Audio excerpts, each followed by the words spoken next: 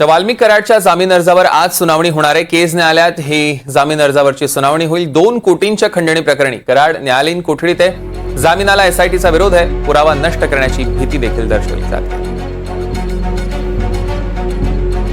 त्या देशमुख हत्या प्रकरणी आरोपींना आज हजर केलं जाईल। सगळ्या आरोपींना बीड जिल्हा न्यायालयात हजर करणार आहे। आज सगळ्या आरोपींची पोलीस कोठडी संपते, त्यामुळे न्यायालयाच्या सुनावणीकडे आता सगळ्यांचं लक्ष लागलंय। सुदर्शन घुले, सुधीर सांगळे, सिद्धार्थ सोनवणे यांची आज 14 दिवसांची पोलीस कोठडी संपते।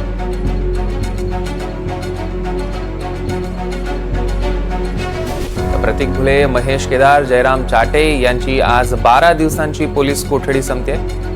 त्यामुळे आज आता न्यायालय काय सुनावणी करते याकडे सगळ्यांचं लक्ष लागलेलं आहे।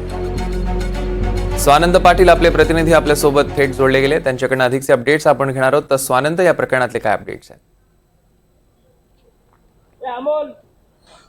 सौरभ, आज जे आहे ते सुदर्शन घुले, सुधीर सांगळे आणि सिद्धार्थ सोनवणे यांची जी 14 दिवसाची कोठडी होती ती संपणार आहे। आणि त्याचबरोबर प्रतीक घुले, महेश केदार आणि जयराम चाटे यांची जी 12 दिवसाची कोठडी होती ती आज संपणार आहे आणि त्यांना आज बीड येथील मोका न्यायालयासमोर हजर करण्यात येणार आहे। कारण गेल्या काही दिवसात आपण बघतोय की नवीन खुलासे या प्रकरणात समोर येत आहेत, जसं की नांदूर घाट येथे ह्या सगळ्या गुन्ह्याचं षडयंत्र रचलं गेलं होतं आणि त्याच अनुषंगाने आणखी काही तपास सुरू आहेत। आणि आता जो काही गेल्या काही दिवसात तपास झालाय, हा सगळ्या बाबी सरकारी वकील जे आहेत हे न्यायालयासमोर मांडण्याची शक्यता आहे आणि त्या अनुषंगाने ही सुनावणी करण्यात येणार आहे।